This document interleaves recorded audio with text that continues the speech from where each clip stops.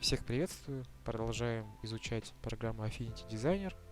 На прошлом уроке мы разобрали самые основы программы. И давайте сейчас повторим.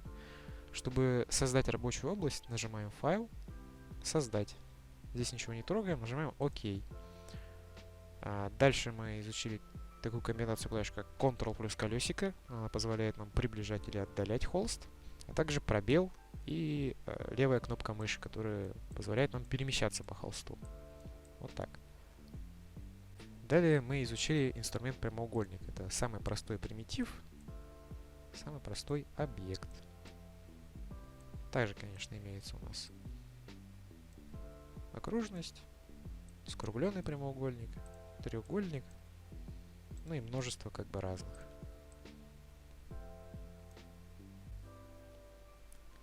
Дальше мы изучили копирование с помощью Alt. То есть вот так. Выделяем объект, нажимаем Alt и просто перетаскиваем. Это у нас копирование.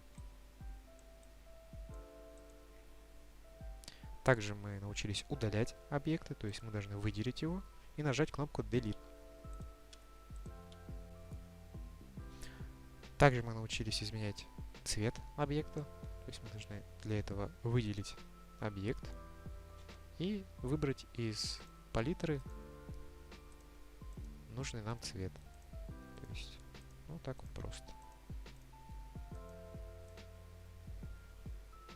И сейчас мы изучим некоторые новые функции. То есть до этого мы создавали различные объекты. Ну, то есть прямоугольники, окружности и так далее.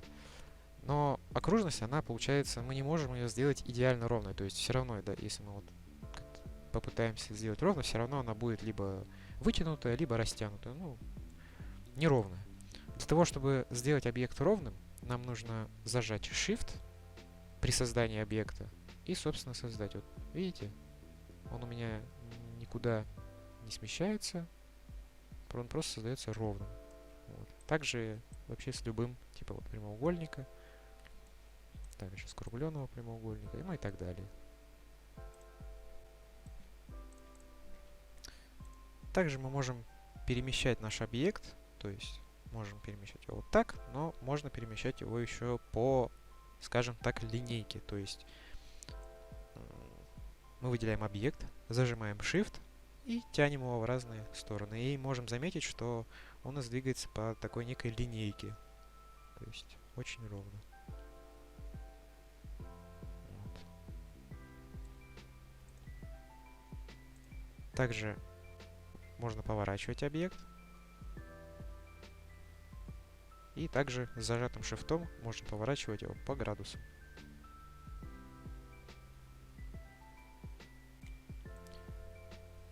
Сейчас я познакомлю вас с инструментом выравнивания. Допустим, мы захотели сделать что-то типа дома. То есть, ну вот у нас стенка, и мы делаем окна.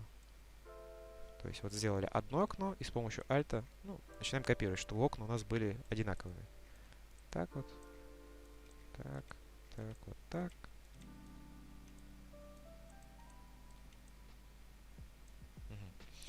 Но мы видим, что у нас окна, они стоят неровно. То есть здесь разные расстояния между окнами. И как же нам это исправить?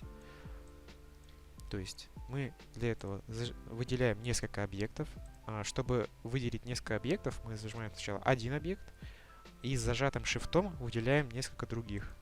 Тогда у нас получается, что выделено несколько объектов.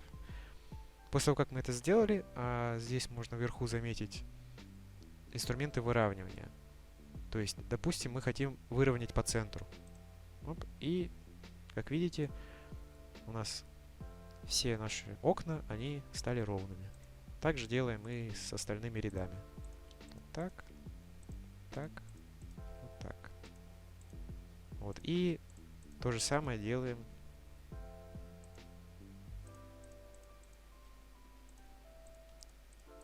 с этой стороны. Вот так. И у нас получается примерно ровно.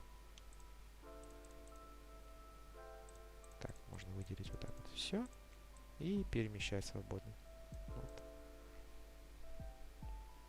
Итак, перед нами два прямоугольника. И как мы видим, что желтый прямоугольник, он находится как бы выше зеленого. И как же нам сделать так, чтобы зеленый оказался выше? Есть два способа. Первый способ это, допустим, правой кнопкой мыши по зеленому прямоугольнику. Здесь мы выбираем упорядочить и переместить на передний план или на одну позицию вперед. Вот. Это первый способ. Есть второй способ. Справа можно заметить панель слоев. Здесь отображается каждый объект, который мы создали. То есть вообще каждый. И здесь можно просто вот это. И мы видим, что здесь, получается, желтый прямоугольник находится над зеленым. Собственно, как и вот здесь. Для того, чтобы переместить наш зеленый прямоугольник выше, мы просто выделяем наш зеленый прямоугольник и перетягиваем его наверх. Вот так. И все, у нас как бы прямоугольник зеленый теперь находится над желтым. Следующая функция, которую мы рассмотрим, называется группировка. Вот. Допустим, у нас есть некое изображение. И оно как бы закончено, и мы хотим его перемещать свободно по нашему холсту.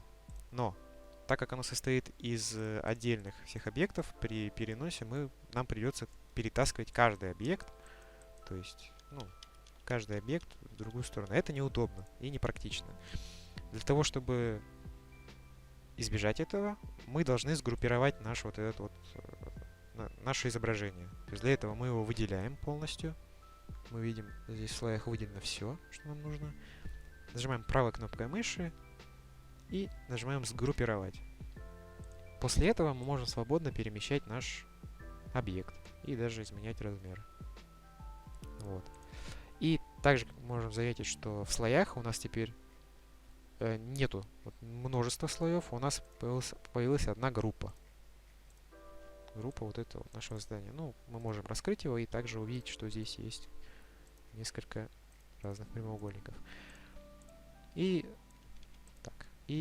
чтобы отредактировать, допустим, мы создали, но захотели что-то отредактировать, мы двойным кликом как бы заходим в этот объект и уже меняем все, что нам здесь нужно. То есть можем полностью вообще все поменять вот так. Потом выходим, кликнув на свободное пространство, мы выходим из группы, и вот также у нас группа сохраняется. Вот. На этом все. Спасибо за просмотр.